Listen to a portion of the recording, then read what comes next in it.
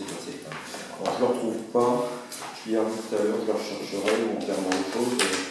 Bon, moi je suis prêt là. Daniel, je vois les deux.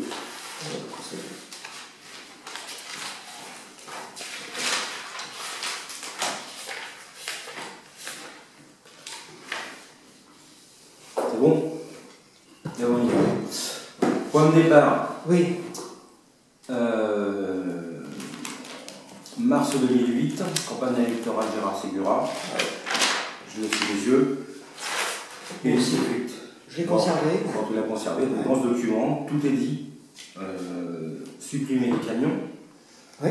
Supprimer la circulation de transit. D'accord. Aujourd'hui, 5 ans après, les camions circulent toujours. J'ai un mail ici, un échange avec Miguel Hernandez que je te fais lire. En gros, on a fait des photos avec un autre riverain, on a fait plus de 200 photos. Un jour, toutes les entrées étaient sorties de ville et on a constaté que suivant par où tu rentres, tu peux rentrer soit avec un 5 tonnes, soit avec un 3 tonnes, soit tu n'as même pas le droit de rentrer avec un camion de transport de marchandises sans tonnage. Ça fait 4 ans que ça dure. Depuis ce document-là, cette promesse électorale, nous on dit. Alors, après cette campagne électorale, il y a eu ces deux documents-là, qui nous ont des conseils de quartier. Oui. Quand on prend même les prévoyants, dans les deux documents, il est bien stipulé que les deux conseils de quartier demandaient suppression, réduction de la vitesse, réduction du trafic de transit et l'interdiction aux poids lourds. Malgré la signalisation. Alors, la signalisation, nous on a mis, parce qu'on nous disait non, il n'y a pas de problème, Guy Vélan nous a dit il n'y a pas de problème, la signalisation elle est bonne, il nous l'a dit pour la dernière fois à l'inauguration de la maternelle de Toulouse. Donc ça remonte, ça fait 3 ans, on nous dit non, il n'y a pas de problème. Les panneaux ils sont toujours en incohérence. C'est-à-dire si on voulait faire passer la police municipale, elle ne peut pas verbaliser non plus, si tu ne sais pas par où est rentré le camion. Donc notre discours, c'était de dire circulation de transit d'une part, mais pour les camions, en tout état de cause, hormis la desserte locale, demain tu agrandis ton pavillon, tu as un camion qui vient livrer des parpaings, c'est normal, c'est une desserte locale. Les livraisons des commerces, par exemple, c'est normal. Les livraisons du commerce aussi, c'est de la desserte locale. Nous, ce qu'on dit, et ce qu'on a donné comme photo à l'époque, c'est effectivement, voilà, là, un souvenir mort comme ça, c'est pas de la desserte locale. Là, ces photos-là, c'était les camions bennes qui vont chez... Alors en ce moment, on en a effectivement au Bondy, parce que la construction du... Qui arrive de Pavillon, ça va. Ça arrive de Pavillon, ou ça vient de la Négresse pour aller à Pavillon. Et il y a les toupies à béton également. Donc c'est rien que ça, c'est en fait c'est du transit parce que ça les arrange de passer par là plutôt que par là. Donc la situation aujourd'hui sur les camions, l'incohérence des panneaux de signalétique routière n'étant toujours pas faite, on ne peut même pas demander à la police municipale de verbaliser. Donc promesse électorale, confirmation à la mise en place des conseils de quartier. Là-dessus, après, je dirais multe bagarre. Comme tu fais partie du conseil de quartier de Nangville, tu as participé notamment à pas mal de choses. Un bureau d'études a été missionné. Transitec. Là, il a fait un regard sur la zone. Quand on prend le regard sur la zone, on va avoir un slide de Transitec avec les comptages actuels. Oui. D'accord. On prend cet exemple-là parce qu'après on va basculer ailleurs. On voit que la Négresse division Leclerc, 9700 voitures, et on voit que le route de Bondy devant chez Evelyne, 5500. On reviendra sur ces chiffres tout à l'heure. On voit aussi quelque chose qui est extrêmement important. On voit que dans la zone, on est 22 000 habitants. Oui, 22 000 habitants, ça veut dire qu'un couple avec 2 enfants, ça fait 4 habitants. Oui. Mais pas 4 voitures. Non, mais il y en a au moins 2. Il y en a au moins 2, d'accord. Mais on voit aussi qu'il y a 84 000 voitures qui passent dans la zone, qu'il y en a au moins 60 000, ça arrondit à 54 là, mais qui circulent, qui rentrent et qui sortent. Donc, à même 2 voitures, tu n'arrives pas à ce chiffre-là. Oui, quand tu fais la différence entre 34 et puis 54. Et puis il y a au moins 2 voitures, mais tous les gens ne vont pas travailler en voiture. En même temps. Et puis il y en a qui prennent le transport en commun. Si je reprends la demande initiale de CAPAD, la demande initiale, c'était, alors le terme c'était éradication, parce qu'on est bien conscient qu'il y a un trafic important. Oui. Dans l'étude, là, en allant un peu plus loin, on va voir qu'ils disent que en fait, la circulation de transit ne représente que 20%. Ça, c'est ce qui a été marqué dans l'étude. Oui, c'est ce qu'on a évoqué. C'est ce qui a été évoqué, sauf qu'à la dernière réunion qui a eu lieu en mairie le 28 mars, si je ne me trompe pas, avec les petits post-it. Oui, la première réunion. Là, on commence à changer. Voilà, on commence à changer le discours. On dit en fait 20%, bah oui, c'est effectivement 54 000 voitures sur 24 heures. Sauf qu'en fait, c'est pas sur 24 heures, c'est sur la tranche horaire du matin. Et du soir. 6, 9 heures, et le soir, 17, 20, 21, 21 heures. Ce qui fait qu'effectivement, là, ramener le trafic de transit dans des tranches horaires beaucoup plus courtes et au lieu de les diluer sur 24 heures, ça te fait une réelle charge sur les rues qui ne sont même pas des départementales. Le souci aujourd'hui, c'est que, alors je vais revenir au scénario contrasté, là j'ai parlé des comptages qu'on avait aujourd'hui. Je vais venir moi sur on va aller sur celui-ci, c'est bien, plan de déplacement quartier sud.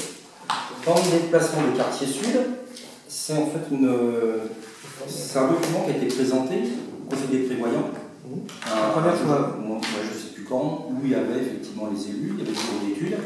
Et c'est ce jour-là, en fait, où ils ont décidé le 2B. Ce qui veut dire que depuis le 12 décembre 2011, la concertation, il n'y en avait déjà pas eu, puisque nous, le Conseil de quartier et CAPAD, on avait demandé à avoir rencontré le bureau d'études qu'on n'a jamais rencontré. On avait demandé à de rencontrer avant qu'il fasse son étude, pour lui donner nos éléments de notre impression. On avait demandé à rencontrer avant qu'il commence à faire son étude. En fait, on ne l'a jamais rencontré, autrement qu'en réunion publique, où on nous dit, voilà, on a fait un constat, le constat c'est ça, voilà ce qu'on vous propose. Et en gros, ce discours-là, c'est ce qui se passe en ce moment. On dit, sous couvert de la démocratie participative, il a été retenu le scénario 2B, et voilà, il faut vous prononcer sur le scénario 2B. Sauf que quand on prend le scénario 2B, que je vais prendre ici, je vais te donner la page. Alors oui, là, je dirais que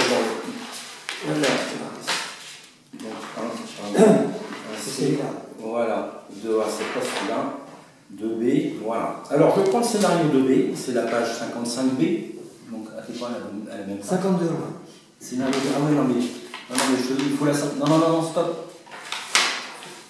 Je prends la page, qu'est-ce qui est marqué là? Plan de charge journalière, plan de charge journalière pour le scénario 2B. D'accord, tu bouges On pas. a effectivement des plans de charge. D'accord. Alors, qu'est-ce que tu me dis comme voiture là? Ça, c'est charge 2B. C'est la négresse. C'est 9700. Ici, actuellement, on est à 9700. On est à 9700, ça c'est aujourd'hui. Oui. On va prendre devant chez Evelyne. Devant chez Evelyne, c'est ici. Combien tu lis là? Alors, devant chez Evelyne, c'est par ici. Hein. Non, ça c'est Nonville. Donc Evelyne, c'est ici. C'est là. Voilà. 5005. Ouais. 5005. Combien on est aujourd'hui? Toujours à 5005.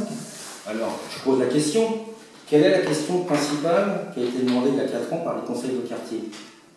Hormis les camions, on a bien demandé une réduction du trafic. Depuis effectivement qu'ils ont commencé cette étude, il y a toujours le même chiffre. Il n'y a pas eu de réduction. Donc, pourquoi? Parce qu'il n'y a pas eu d'aménagement depuis. Nous sommes dans une étude. Nous ne sommes pas dans l'exécution. Ouais, mais dans l'exécution, si on prend l'exécution, là, c'est bien plan de charge pour le scénario 2B. Ils ont bien considéré que le plan de charge, ils ont modifié un tas de chiffres qui ont bougé par rapport à initialement. Ce qui veut dire que là, si ça part réduit, c'est qu'ils considèrent qu'il y aura toujours autant de voitures. Ça ne peut pas se comprendre autrement. Il y a bien marqué plan de charge pour le scénario 2B. Oui. Et c'est en bleu, c'est plus en noir. Effectivement, c'est les mêmes chiffres. Donc, non, mais c'est pas les mêmes chiffres partout, je vais te le montrer. Si tu prends par exemple, on va prendre on n'a pas le même. Ah non, mais ça c'est le plan de charge actuel, et ça c'est le plan de charge du 2B. Du 2B, voilà. Donc il faut faire une comparaison entre les deux. Il faut faire une comparaison. Moi je dis où est la différence. La demande initiale c'est de réduire. Regarde, division Leclerc, tu vois le division Leclerc où il y a la pizzeria? Oui, tout à fait. Aujourd'hui on est à 4200. T'es où là aujourd'hui? 9007. Non. Attends. 7000? Ouais. Donc c'est bien. C'est à partir de la pizza, oui. C'est à partir de la pizza. Donc avec l'école, là. En même temps, tu as l'école. Oui, l'école qui est un peu plus loin ici. Là, je vais faire une pause sur le. Comment dire? Je vais faire une pause par rapport à l'étude et je vais te montrer deux documents. Deux documents qui se passent un petit peu ailleurs. Et après, on reviendra sur ce qu'ils veulent faire. Ça, c'est un document du Parisien qui est daté de novembre 2011.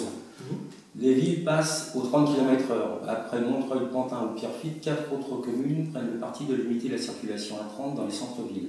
Ça fait partie aussi des demandes de CAPAD initiales, que toute la zone pavillonnaire soit en zone 30. Oui. Deuxième document qui est beaucoup plus récent, c'est le Parisien toujours, daté de décembre 2012. Demain, les grands boulevards parisiens repassent à double sens. Tu vois la place de la République, oui. Tu vois l'Opéra, oui. Tu vois le Grand Rex. Oui, Paris, oui, oui. Bon, c'est Poissonnière, ça a plusieurs noms ce boulevard. Il était à 4 voies, ils l'ont passé à 2 voies plus un sens unique. Et dans le texte, là, il est vraiment bien marqué, c'est pour apaiser la circulation, réduire la circulation et, je dirais, augmenter la sécurité. On est en train de nous proposer, là, dans le plan de circulation, qui n'est pas en corrélation avec ce qu'on demande, de passer des axes comme Strasbourg. Des axes structurants, oui, oui. Alors, ce qu'ils appellent structurants, comme Strasbourg, Bondy et Jean Jaurès, oui. En sens unique. Toi, tu es conducteur. Oui. Quand tu passes route de Bondy et que tu as des voitures qui se croisent avec toi, tu ne peux pas travailler ta route tellement vite. Là, parce qu'en fait, dans le plan, là, ils mettent la largeur de la route. Ils mettent la largeur 12 mètres, mais ce n'est pas la largeur 12 mètres, c'est mur à mur. C'est 5 mètres. La chaussée, c'est 6 mètres, 5-6 mètres. Si on est en sens unique, qu'est-ce qui va se passer? On va rouler plus vite. Ah bah, c'est bon. Automatiquement, puisque effectivement, il n'y aura pas de croisement. C'est sûr. On veut mettre des vélos aussi là-dessus qui vont se croiser avec les voitures, et les bus, c'est des voitures en sens unique. Donc en fait, ça va totalement à l'envers de ce qui est demandé initialement. De ce qui est demandé par rapport au cahier des charges c'est sûr. Au cahier des charges, parce qu'on nous a demandé de participer au cahier des charges. Oui. Pour exemple, au cahier des charges, on avait demandé que les comptages aient lieu de 3h le matin et 3h l'après-midi. On nous a dit oui, parce qu'on a insisté. On avait demandé d'être prévenu pour faire lorsque le comptage aura lieu. En fait, on n'a jamais été prévenu. Et les comptages, moi, quand je suis arrivé un soir, ils étaient en train de les faire. Je leur ai demandé depuis quelle heure ils étaient là. Ils ont fait des comptages 1h le matin, 1h le soir. Alors, ils nous disent, on fait des axes de propagation d'après ces comptages et ça nous donne le nombre de véhicules jour. Et partant du principe où il y a une concentration très forte sur 3h le matin, 3h l'après-midi, on peut, dans l'étude, à un autre endroit, avec les personnes qui ont travaillé dans le conseil de quartier avec moi, on a constaté que dans un carrefour, on avait 2000 véhicules qui disparaissaient. On a constaté aussi, dans l'étude, que la rue de Senneville, qui a été mise en sens unique depuis 3 ans par l'équipe en place, elle est toujours en double sens dans l'étude. Donc en fait, on a payé une étude 60 000 €, il nous manque des voitures dans des entrées de carrefour, et on a une rue de Senneville qui est toujours en double sens. Alors comment on peut avoir un diagnostic juste si l'étude est empêchée de faute? Ça, c'en est une. Peut-être pas 36, mais au moins une. C'est une ville, elle est toujours en double sens, et là dans les propositions, ils marquent clairement qu'ils vont la passer en sens unique, alors qu'elle y est déjà. Et puis dans les entrées de carrefour qui se trouvent au nord, quand on a pris les comptages, on dit mais là il y a des voitures, elles ne peuvent pas s'échapper, il y en a 3000 qui rentrent, il y en a 1000 qui sortent. D'après ce que je comprends, entre le constat qu'ils ont fait, le constat que vous avez fait, CAPAD, et la proposition de B, il n'y a pas d'amélioration a priori. Il y a même des aberrations. Il y a des aberrations, et je dirais que tu as oublié une chose. La première demande, c'est réduction du trafic. Qu'on ne constate pas dans l'étude. Qu'on ne constate pas, et quand on prend les comptages actuels avec les comptages supposés par rapport à ce que le bureau d'études a donné, on se rend compte qu'il y a toujours autant de véhicules. Et en plus, on veut créer des sens uniques qui vont aspirer encore plus les voitures. Oui, moi je suis contre les sens uniques dans le sens où c'est pas des autoroutes parce que c'est réduit. Mais il y a quand même, je dirais, une possibilité d'accélération, malgré qu'ils vont peut-être mettre ça à 30 ou dans les zones de 30. Alors, dans les documents et les propositions, on voit effectivement qu'ils acceptent de mettre, qu'ils ont pris en considération de mettre toute la zone en 30. Oui, je l'ai vu ça. La seule chose, en fait, on est toujours conducteurs. Si moi je suis place de la division Leclerc et que je veux aller dans le sud, j'ai 2 options. Je prends la route de Bondy ou je prends le boulevard de Strasbourg. Oui. Toi, tu es au même endroit, tu veux aller dans le sud. Tu prends la route de Bondy ou le boulevard de Strasbourg. Je vais montrer encore autre chose dans l'étude. Ah non, je prends systématiquement le Strasbourg. Tu prends le boulevard de Strasbourg, malgré tous les stops.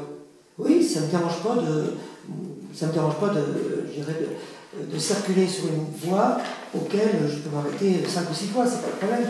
C'est que je me sens plus en sécurité sur le boulevard de Strasbourg. Parce qu'elle est plus large. Parce qu'elle est plus large, plus visible, que de prendre une voie étroite qui a énormément de circulation. Parce que la rue de Bondy, ça circule. Alors, dans l'étude aussi, on voit, là, c'est sur la slide 18 de la restitution de décembre 2011, comparaison entre les axes Bondy-Strasbourg. Et le bureau d'études qui marque aucun axe n'est privilégié par rapport à l'autre. Nous, on a compté, on a un stop, 2 stops, 3 stops, 4 stops sur Strasbourg. Bondy, on a noté. Il y a 2 feux rouges. Et ouais, les feux rouges, je ne les ai pas notés, j'ai un feu rouge là, et j'en ai un plus loin. Après, ils nous disent aucun axe n'est privilégié par rapport à l'autre. On voit bien qu'il y a plus de stops, plus de régulation de la vitesse sur Strasbourg. On voit que dans les comptages, on a 3900 véhicules sur Strasbourg, et on voit qu'on a 7000 véhicules de l'autre côté. Comment on peut écrire des choses comme ça? Comment on peut répondre à une demande de riverain qui demande un apaisement de la circulation de transit en écrivant des aberrations aussi grosses que ça? Oui, le constat fait qu'effectivement, c'est pas logique d'écrire ça. Ça c'est clair. C'est écrit, hein. C'est écrit. Donc en fait, la situation aujourd'hui, c'est que le 2B, c'est depuis donc, décembre 2012. Moi, je m'étais opposé. Tu y étais aussi cette réunion ou pas? Jacques Sautet était à côté de moi. Non, mais j'étais. Je m'étais ce soir-là opposé au nom de CAPAD à cette proposition 2B qu'ils avaient retenue, parce que je voyais tout de suite, connaissant le dossier, que ce n'était pas possible. Il y a eu 2 problèmes ce soir-là. C'est qu'en fait, ils sont partis d'un document qui était le diagnostic. Où le diagnostic, on avait des slides, le 6, le 6C qui suivait. Là, ce soir-là, il y avait quand même beaucoup de personnes qui ne connaissaient pas tellement le dossier. Effectivement. Ils projetaient ça au tableau. Et quand on prend la présentation qu'on a montrée aux gens, donc on passait du 2A, on passait au 9A, après on passait au 16, au 9. En fait, on n'arrêtait pas de faire des allers-retours. Quand tu vois tous ces schémas-là, des gens qui sont néophytes, qui connaissent qu'est-ce qu'ils peuvent apporter comme question? Non, ils ne peuvent pas trop comprendre. Ils ne peuvent pas comprendre, c'est incompréhensible. C'est très difficile c'est très technique. À comprendre, parce que c'est technique, oui, tout à fait. Par contre, moi, ce que j'ai remarqué entre le 2B, le 1A ou le C, il y a 3... Nous, ce qu'on a causes qui... Je vais y aller. Ce qu'on a vu, c'est que dans ce slide-là, en fait, à approfondir, nos recommandés. Ouais. Quand on rentre dans le détail du non recommandé, créer des poches ou faire des payes, ça rentre totalement dans ce qu'on souhaiterait nous. Parce que là, au lieu de faire des sens uniques de haut en bas, d'un axe Strasbourg-Bondy, si tu fais des axes de sens uniques opposés, là, à un moment donné, tu vas dissuader le trafic de transit. Comme Brundonville, par exemple. Par exemple. C'est dissuasif. Toi, riverain, tu vas être en Pitinien, on va râler sur le coup, mais on va forcément dissuader tous ceux qui quittent la A3 pour traverser et aller au sud.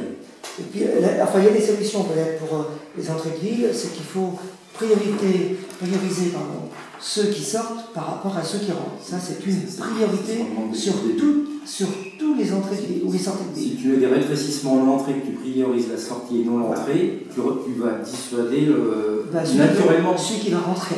Tu vas dissuader celui qui va rentrer, donc celui qui rentre. Sans trop changer le plan de circulation avec des axes structurants, parce que moi je suis un peu contre les sens uniques. On n'en sort pas. Quand il y a un sens unique, il faut viabiliser pour le vélo ou avoir des grands trottoirs pour que ça soit plus, je dirais, plus sécurisant pour les gens. Voilà.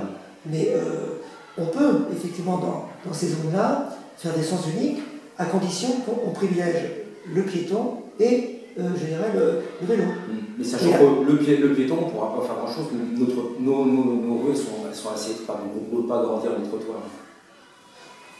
Rue de Toulouse, il va y avoir un problème avec le collège. Donc là, il y a peut-être un aménagement à faire pour faire des voies à sens unique, mais prioriser d'abord le vélo et les trottoirs et le piéton. Voilà. Parce que il faut que ça devienne une zone de sécurité pour les enfants et pour les environnements. Pour conseil de quartier de l'adulte, tu l'as peut-être entendu, il y a une proposition qui avait été soumise, c'est-à-dire Le Havre, Bondy, Toulouse, qui sont attenants au collège, les mettre avec des machins qui montent tout seuls que pour qu'il y ait que les riverains qui passent quand c'est l'heure d'ouverture du collège. Tu vois, une zone sécurisée, une zone sécurisée autour. Avec des barrières. Ouais. Est-ce que ça ne va pas contraindre les gens qui habitent à passer qu'à des heures précises où il n'y a pas les sorties et la rentrée de collège? Non, parce que tu prends Paris, on reprend Paris, les solutions peigne et poche, Paris, dans le Marais. Tu as des sens uniques opposés partout. Et tu as une rue commerçante, je ne me souviens plus, qui est très connue, pas loin de Châtelet, où il n'y a que les riverains qui peuvent rentrer. C'est une rue piétonne, mais tu as un machin donc un riverain qui veut rentrer pour rentrer avec sa voiture pour décharger et se garer, et ben il a un machin qui se lève ou qui descend. Oui, mais il y a des solutions. Ce qu'il y a, c'est que je pense que nous, on était pour cette étude, parce que ça fait un moment, ça fait peut-être pas des décennies, mais presque, qu'il y a des études de fait et qu'on n'arrive pas à concrétiser, je dirais, ce flux intérieur ou ce flux qui vient de l'extérieur. Et à un moment donné, à mon sens, hein, il va falloir commencer par le flux extérieur. C'est-à-dire et l'idée que tu avais, que j'ai, c'est effectivement les entrées de ville, les matérialiser par ce genre de positionnement, de favoriser ceux qui sortent et défavoriser ceux qui rentrent. Déjà, quand on aura mis ça en place sur toutes les entrées de ville, on pourra peut-être faire un deuxième constat et aménager l'intérieur. Mais si on commence à dire on va tout faire, on ne va rien faire du tout, parce que d'abord... On va dépasser le problème comme ça qui se passe depuis 4 ans. Depuis 4 ans, voilà. On met une rue en sens unique, c'est une ville en l'occurrence qui a été mise par l'équipe en place. La rue monte à l'envers, depuis ils ont fait une pétition avec nous il y a 1 an et demi, 2 ans, parce qu'ils se récupèrent toute la circulation. Ça n'a pas été réfléchi. Tu cherchais tout à l'heure les scénarios. Là, tu as le scénario 1A, double sens généralisé. On retrouve les axes structurants. Là, sur les axes structurants, ils les mettaient en zone 50. Un scénario nous recommandait, on regarde les incidences sur les circulations douces. Là, le 1 met double sens généralisé, pacification du réseau structurant. Bon, tu retrouves tous les scénarios et à chaque fois tu retrouves, tu vois, les comptages. Tu retrouves les comptages supposés par le bureau d'études. Voilà. Je te laisse tourner parce que sinon ça sera plus facile. Donc là, le 1C, il mettait les structurants double sens apaisés avec circulation de l'eau. Nous, on est au niveau capable, on n'est pas contre le vélo, on est contre les vélos de transit. Oui, tout à fait, oui. 22 000 habitants, ça fait 10 000 voitures, tu ne peux pas être à 54 000 voitures dans la zone avec 10 000 voitures. Et puis Capal conteste un petit peu ce comptage qui a été fait au départ et qui a été globalisé sur un horaire, voilà, journalier. Et qui a son sinon, ça ne peut pas coller. Pour revenir à la réunion du 28 en mairie, j'ai écouté la vidéo, parce que je n'ai pas pu être présent. La vidéo, ils ont dit clairement, en fait, on disait 20%. Le transit, ça représentait 20%. Dans cette soirée, c'est toujours en ligne sur Internet. Il faut trouver le moment, parce que ça dure 2 heures. Ils sont revenus sur le pourcentage et ils disent, on a revu nos estimations. Effectivement, le matin, c'est plus proche de 30% et le soir, on dépasse les 40%. Mais ça a été dit, c'est pas écrit. Non, mais c'est sûr que bon, moi je pense que cette société qui a étudié ça, bon, on leur a donné certainement des directives en disant voilà, on souhaite diminuer le transit et réguler, je dirais, la circulation intérieure. Donc très bien. Eux, ils ont fait par rapport à leur comptage et certainement qu'ils se sont peut-être pas plantés, mais disons qu'ils se sont basés sur un comptage journalier au lieu d'avoir un comptage, je dirais, spécifique le matin, l'après-midi et le soir. Et avec cette base-là, on peut peut-être commencer à travailler. Ils sont partis sur peut-être une mauvaise base avec ce comptage qu'ils ont fait sur le plan journalier. Effectivement, je dirais que pour reprendre quelque chose qu'on a entendu au conseil de quartier, c'est le dernier ou l'avant-dernier où j'étais présent, on nous a répondu textuellement, mais on est dans le même cas de figure là, on a dit, c'était pour les articles dans la Gazette, Oxygène, vas-y, Vous n'aurez pas droit à la parole, de toute manière, puisque ce que vous dites, ça ne nous convient pas, c'est nous qui payons, donc il n'y aura pas de gazette. Mais je me souviens que c'était. Tu te souviens de ça?